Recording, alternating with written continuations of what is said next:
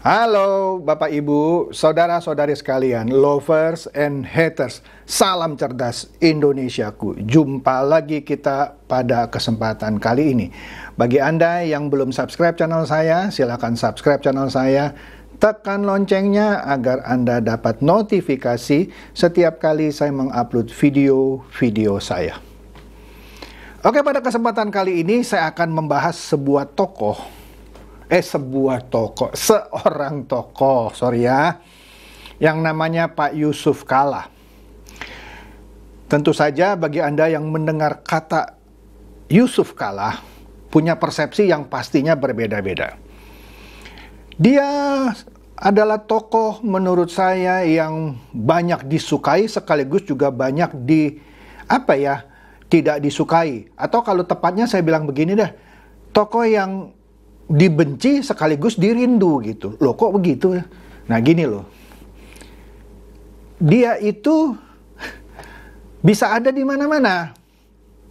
Pokoknya di setiap pilpres, kalau saya perhatikan ya, setiap siklus 10 tahun sekali, sosok Yusuf Kalla ini muncul lagi. Nggak tahu ya apakah ini kebetulan ataukah Anda memperhatikan atau tidak. Saya memperhatikan Pak Yusuf Kalla setiap 10 tahun sekali dia muncul lagi meramaikan pilpres. Oke lah, kita lihat dulu ini ya.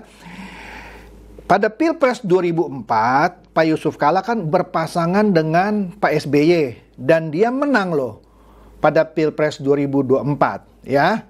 Nah, setelah menang hubungan SBY dengan Ibu Megawati merenggang. Nanti kita lihat kenapa ketika SBY dan Yusuf Kalla menang di Pilpres 2004, hubungannya dengan Ibu Megawati merenggang.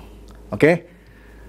Nah, ntar kita lihat ini menarik ya. Padahal Yusuf Kalla malah 10 tahun kemudian, nah ini yang saya bilang siklus 10 tahunan, dia dipasangkan ke Pak Jokowi.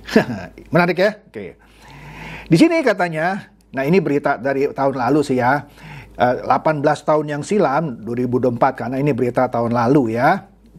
Dikatakan bahwa tepatnya pada 4 Oktober 2004 merupakan hari bersejarah bagi Pak SBY dan Pak JK yang dikenal singkatannya SBY JK ya. Terpilih menjadi presiden dan wakil presiden periode 2004 sampai 2009. Oke. Nah, menariknya setelah itu SBY tidak lagi berpasangan dengan JK. Ada sesuatu dan lain hal lah. Itulah yang saya bilang kadang dibenci, kadang dirindu gitu ya. Berikutnya Pak SBY berpasangan dengan Pak Budiono. Nanti kita akan lihat juga ketika pertama kali JK dipasang dengan Jokowi, jadi gitu ya. Di periode kedua Jokowi dipasang dengan bukan Pak JK. Ya. Anda tahu lah ya. Pak Ma'ruf Amin. Nah, di sini dikatakan Pilpres 2004 diikuti 5 pasangan calon presiden dan wakil presiden. Yaitu, kita tahu, waktu itu ada 5 karena belum ada presidential threshold 20%. Jadi, nggak perlu tuh jumlah kursi seperti sekarang harus minimum 115 baru bisa mencalonkan presiden dan wakil presiden. Dulu tuh ada 5. Kalau Anda lupa nih, saya ingatkan di sini ada beritanya ya. Pasangannya siapa aja? Wiranto dan Salahuddin Wahid. Ini ada kurang ketik ya. Ibu Megawati dan Hashim Muzadi. Kemudian Amin Rais dan Siswono Yudhohusodo. Kemudian Susilo Bambang Yudhoyono atau SBY dan Yusuf Kalla. Serta yang terakhir Hamzahas dan Agung Gumelar. Ya. Nah ini menarik ya. Karena padahal sebelumnya Megawati wakilnya kan Hamzahas, tapi ketika Pilpres 2004, Hamzahas berpasangan dengan Agung Gumelar. Inilah politik ya, tidak ada kawan yang abadi, yang ada kepentingan abadi. Jadi nggak usah heran lah, inilah Indonesia Raya kita ya. Nah, pemilihan itu ya karena 5 lah, nggak mungkin langsung tek 1 putaran, ada 2 putaran. Nah, putaran kedua ini pasangan SBY JK ini menang telak dengan suara 60,62%. Sedangkan pesaingnya Megawati dan Hashim Muzadi maksudnya mendapatkan 39,38 atau sebut gampang lah 60 banding 40. Jadi menang telak ya. menang telak 60-40. Nah, dengan demikian Partai Demokrat cetak rekor baru sebagai partai baru yang mendapatkan 8 juta, hampir 8,5 juta suara lah ya, atau sekitar 7,5% dari total suara yang sah. Sementara posisi lainnya ditempati oleh Golkar, PDIP, PKB, dan PPP. Hebat waktu itu, langsung melejit Partai Demokrat. Oke? Nah, disitulah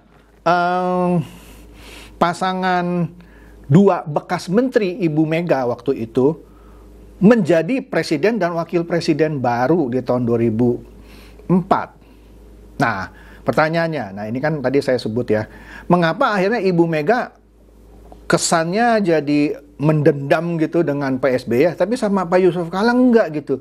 Malah Pak Yusuf Kalla kan di tahun 2014 ya dipasangkan dengan Pak Joko Widodo gitu ya. Nah, katanya, nah ini kalau benar nih ya, kita boleh acungkan jempol. Pak JK bilang, kalau saya ketika mencalonkan diri menjadi cawapresnya Pak SBY, waktu itu benar saya menterinya, Menteri Ibu Mega, tapi saya minta izin sama Ibu Mega. Jadi sampai sekarang saya sih baik-baik aja.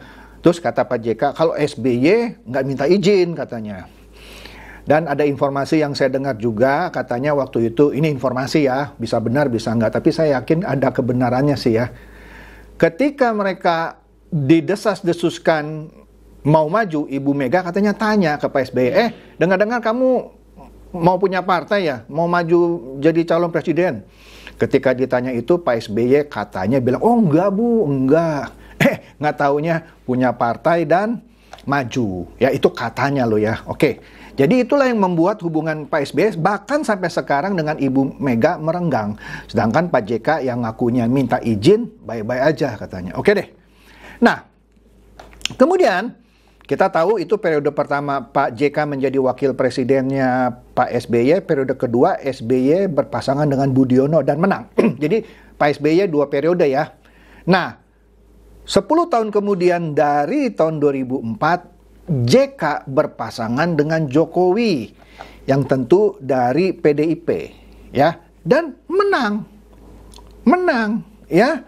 Nah, di sini dikatakan bahwa kita lihatlah ya yang bagian bawah, tadi malam telah kita putuskan bakal cawapres yang akan mendampingi saya adalah Bapak Yusuf Kalla ya. Jadi yang dulunya Pak Yusuf Kalla bersaing dengan Ibu Mega 10 tahun lalu, 2004, di tahun 2014 dia berkoalisi lah, tanda kutip lah istilahnya ya, mendukung PDIP dalam hal ini yang mencapreskan Pak Joko Widodo. Nah inilah politik kan, benar kan? Tidak ada musuh abadi, yang ada kepentingan abadi. Dan akhirnya menang ya, jadilah presiden dan wakil presiden. Tetapi menariknya sebelumnya Pak JK pernah membuat statement ini. Anda lihat di Okeson. Pak JK bilang kalau Jokowi jadi presiden bisa hancur negeri ini. Tetapi kemudian dia mau jadi cawapresnya Joko Widodo. Kan lucu ya. Sebelumnya dia bilang kalau Jokowi jadi presiden bisa hancur negeri ini. Tapi tahun 2014 dia justru mau dipasangkan dengan Pak Jokowi sebagai cawapresnya, ya. Nah, kemudian ketika ditanya, nah, Pak JK membela diri lah. Kan ditanya sama wartawan, kenapa Anda sebut negara ini hancur jika Jokowi mencalonkan diri jadi capres, gitu kan? Nah, terus dia menjawab lah. Dia bilang, siapa bilang Jokowi nggak punya pengalaman? Dia kan gubernur DKI, pengalamannya dari wali kota Solo. Tapi katanya jangan tiba-tiba karena dia terkenal di Jakarta, tiba-tiba dicalonkan jadi presiden. Jadi, apa ya, selesaikan dulu itu jabatan gubernur DKI, kira-kira gitu waktu itu. Bisa hancur negeri ini bila masalah negeri ini, kalau sukses di DKI silakan. Tapi kalau jadi presiden bisa masalah negeri ini, kira-kira begitu ya. Di sebuah videonya yang berdurasi 3 menit 38 detik. Di sini ditegaskan lagi, biarkan dulu dia fokus sebagai gubernur DKI, jangan tiba-tiba dicampur aduk, maksudnya dicapreskan. Nanti negeri ini tidak punya nilai. Kacau negeri ini katanya ya. Nah, ketika dia dimintain konfirmasi soal video itu, jawabannya JK sekarang berubah. Kan kita tahu kan, waktu itu akhirnya malah Pak JK jadi cawapresnya Pak Jokowi. Sekarang waktu itulah maksudnya justru mengagung-agungkan kinerja Jokowi yang kemudian menjadi atasan dirinya dan mau dipasangkan dengan Jokowi di Pilpres nanti. Sekali lagi, inilah politik, tidak ada musuh yang abadi, tidak ada kawan yang abadi. Yang ada adalah kepentingan yang abadi. Ya, kira-kira begitu. Kenapa sekarang mau? Ya itu kan video tahun lalu, sekarang ya sudah berpengalaman lah. Kira-kira gitu deh ya jawabannya pada waktu itu. Udahlah, kita nggak usah perpanjang ya. Dan juga bilang, saya dan Pak Jokowi nanti akan saling melengkapi ya. Ya, tenang aja ya. Dan yakin kalau Pak Jokowi bersama saya tidak ada kehancuran. Wih, mantap. Oke. Menariknya lagi ya, 5 bulan yang lalu ini kalau saya baca di sini ya, ketika dia ada di dalam sebuah podcast, Pak JK ngakunya bilang dia yang ajak Pak Jokowi ke Jakarta, yang urus ke Ibu Mega saya. Jadi ketika Pak Jokowi masing wali kota Solo, ini ya kalau dari podcastnya ini ya, di sini kalau saya lihat dia, kalau saya nggak salah lihat fotonya dengan Pak Rocky Gerung ya. Nah di sini dia mengaku dia yang ajak Jokowi ke Jakarta untuk jadi calon gubernur DKI waktu itu bersama Ahok. Dia yang bawa katanya, dia yang urus ke Ibu Mega. Menarik ya. Tetapi ada cerita lain lagi. Ternyata di sini ceritanya adalah Pak Prabowo yang bawa Pak Jokowi ke Jakarta dan lobi Ibu Mega sehingga jadi gubernur. Siapa yang benar ceritanya? Ya. Di sini Wakil Ketua Dewan Pembina DPP Partai Gerindra, Pak Hashim Joyo Hadikusumo, mengungkapkan bahwa Ketua Umum Gerindra Prabowo Subianto merupakan orang yang mengawali kiprah Joko Widodo di tingkat nasional. Bahkan Prabowo sempat melobi Ketua Umum PDIP, Megawati. Oke? Jadi, kalau kita lihat lagi foto ini, kita lihat nih, ini foto ketika Pak Prabowo mengkampanyekan Jokowi dan Ahok. Jadi ada jasa Pak Prabowo di balik gubernur Jokowi dan Ahok dan yang waktu itu terpilih. Jadi sebenarnya Pak Prabowo itu kingmaker tuh. Tapi belum jadi king sekarang ya. Tapi kita lihat nanti ya hasil Pilpres 2024 tahun depan. Dia berhasil menjadikan Pak Jokowi dan Ahok gubernur dan wakil gubernur. Kemudian dia juga berhasil menjadikan siapa itu? Pak Anies dan Sandiaga Uno menjadi gubernur dan wakil gubernur. Tapi dia belum berhasil menjadikan dirinya sebagai king. Kita lihat nanti tahun 2024. Ini menarik ya. Nah, sekarang sudah periode 10 tahun lagi kan? 10 tahun yang lalu Pak Jokowi mendampingi Pak Yusuf Kalla mendampingi Pak Jokowi. Sukses menjadi cawapresnya dan akhirnya dilantik menjadi wapres, ya, sukses dong. Nah, kemudian memang di periode kedua Pak Jokowi berpasangan dengan Ma'ruf Amin, tidak dengan Pak JK. Persis seperti pertama kali bersama SBY, tapi SBY kedua kali dengan Budiono, dengan Jokowi pertama kali dengan JK, kedua kali dengan Ma'ruf Amin. Nah, sekarang kan sudah 10 tahun dari tahun 2014 ya, pertama kali dia jadi cawapres dan akhirnya jadi wapres beneran Jokowi. Nah, sekarang sudah 10 tahun nih. Nah, sekarang dia punya mainan baru. Nah, dia mendukung Anies Baswedan. Bagi saya sah-sah aja ya, yang namanya Pak Yusuf Kalla kan sudah piawai gitu ya main politik 20 tahun yang lalu mendukung SBY ya. Kemudian 10 tahun yang lalu mendukung Jokowi. Ya, sekarang dia mendukung Anies Baswedan. Sehingga di sini kalau kita lihat di Warta Ekonomi mantan petinggi Nasdem ini Sulvan Lindan gitu ya, bilang bahwa JK ini salah langkah ini dukung Anies Baswedan. Ya tergantung siapa yang bicara. Kalau mungkin orang yang ngepro sama Pak Anies mungkin bilangnya, oh bagus nih Pak JK dukung Pak Anies. Ya itu kan namanya politik ya. Kita nggak bisa menyamakan semua pendapat orang harus begitu. Nah tetapi yang saya sayangkan dari itu semua saya bilang oke deh. Hebat ini Pak Yusuf Kalla ya. Pokoknya setiap periode 10 tahun sekali dia muncul lagi. Ya. Makanya saya sebut tokoh yang dibenci sekaligus dirindu. Ada yang benci dia. Pokoknya setiap dia mendukung suatu calon presiden misalnya, ketika dia mendukung SBY misalnya, dia dibenci. Dia bilang, wah Pak JK orangnya begini. Udahlah, saya nggak mau sebut lah begini gimana. Tapi yang ngomong Pak JK begini, ketika dia dipasangkan dengan Joko Widodo, oh Pak JK bagus. Nah, begitu dulu yang bilang Pak JK bagus, sekarang begitu Pak JK mendukung Anies Baswedan, dia bilang Pak JK salah. Nah, sekali lagi, makanya tolong cerdas ya.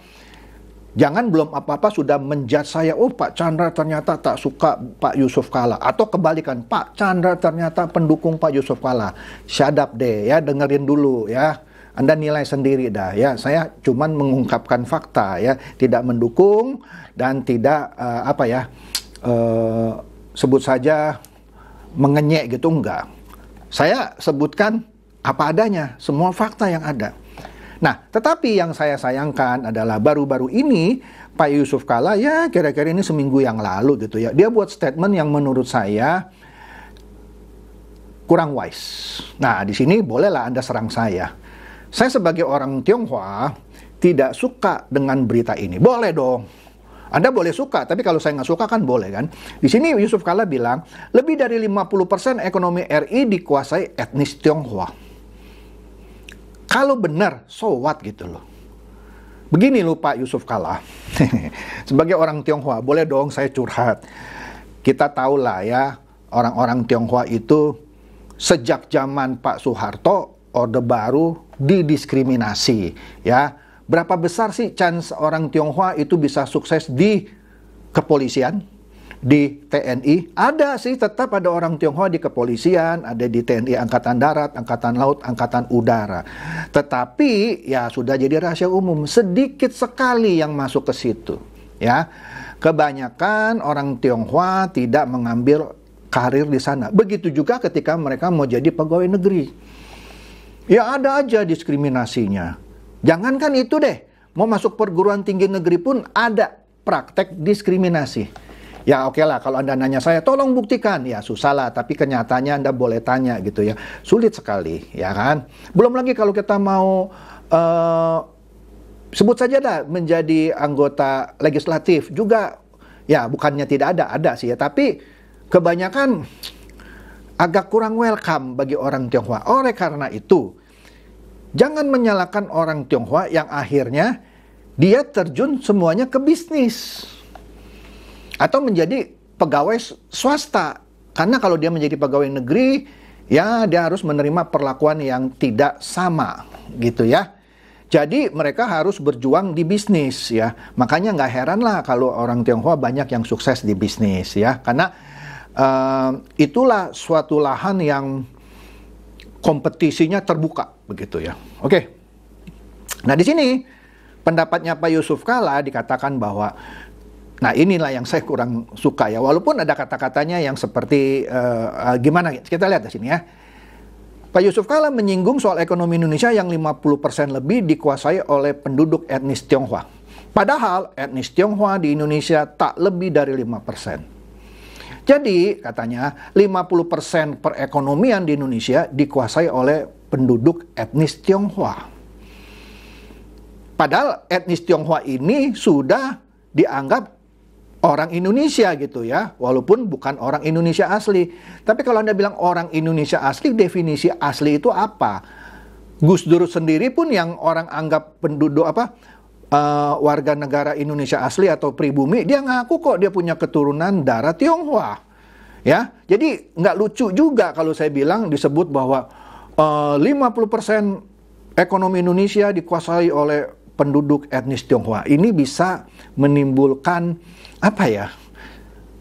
sesuatu yang menurut saya kurang enak didengar. Seakan-akan tuh ekonomi Indonesia dikuasai lu sama etnis Tionghoa, padahal mereka nggak sampai 5%. Jadi seakan-akan 10 kali lipat dari kekuatan jumlah penduduknya, karena dia menguasai 50%, ya kan? Malah 4,5 di sini katanya, tapi menguasai lebih dari 50%. 10 kali lipat lebih gitu ya. Nah, kemudian Yusuf Kala memberikan contoh tentang Malaysia yang 30% penduduknya Tionghoa. Kalau di Indonesia kan sekitar 5%. Di Malaysia 30% penduduknya Tionghoa. Menguasai 60%. Masih wajar karena itu cuma 2 kali lipat katanya. Sedangkan kalau di Indonesia itu 10 kali lipat. Memang kenapa gitu ya kalau 10 kali lipat gitu ya. Orang faktanya seperti itu karena orang Tionghoa pikir daripada sana susah sini susah, udahlah saya bisnis aja dan saya bekerja keras gitu ya. Nah, di sini memang Pak JK bilang minimnya warga Indonesia yang menjadi pengusaha menjadi masalah besar. Nah, warga Indonesia kan etnis Tionghoa kan juga warga Indonesia. Ini kan nggak konsisten ya. Disebut minimnya warga Indonesia. Jadi etnis Tionghoa bukan warga Indonesia. Warga Indonesia Pak gitu ya. Nah di sini dikatakan minimnya warga Indonesia yang menjadi pengusaha menjadi masalah besar. Tentu dalam tanda kurung itu etnis Tionghoa sahabat-sahabat kita. Ya buat apa ya dibilang sahabat-sahabat kita? Lah etnis Tionghoa adalah bagian dari penduduk Indonesia. Nggak usah lah bilang sahabat-sahabat kita gitu ya. Penting kerjanya bayar pajak. Pastilah Pak kita bayar pajak. Dia pekerjakan orang. Tapi tantangan terbesarnya ini ada salah ketik ya. Ada di kita. Nah di sini memang seakan-akan dia mendukung. Mereka tidak salah. Yang kurang kita. Ada positifnya dan negatif. Seakan-akan dia tidak mempersalahkan etnis Tionghoa. Yang salah kita. Kita ini siapa? Yang kurang kita. Ini kita siapa? Kita ini kan seluruh penduduk Indonesia. Termasuk si etnis Tionghoa kan. Jadi agak kurang tepat ucapan Pak Yusuf Kala. Ya kan, seakan-akan dia mau bilang orang Tionghoa nggak salah, yang salah kita nih yang pribumi. Seakan-akan begitu kan, walaupun dia nggak sebut pribumi. Karena di sini kata-katanya nggak tepat. Atau wartawannya ya yang nulisnya nggak tepat, saya nggak tahu. Karena itu tantangan kita yang terbesar sebenarnya pada dewasa ini adalah entrepreneurship, bukan hanya ilmu saja. Semua di sini perilmuan cendekiawan, apalah saya nggak ngerti. Tapi intinya diksi ini bisa menjadi sesuatu yang kurang positif menurut saya. Bisa nanti dicerna sebagai seakan-akan, wah Indonesia dikuasai oleh etnis Tionghoa. Padahal mereka cuma 5%, kan bisa begitu, ya kan? Yang mana sebenarnya nggak perlu juga gitu ya. Kalaupun mau membuat perbandingan, ya mungkin kalau menurut hemat saya bahasanya tidak begini gitu ya. Ya itu sajalah ya. Jadi sekali lagi, Pak Yusuf Kala adalah tokoh yang dibenci sekaligus dirindu. Khususnya di politik dalam siklus 10 tahunan. Oke?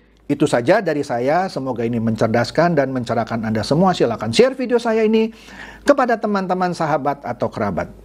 Seperti biasa, terima kasih.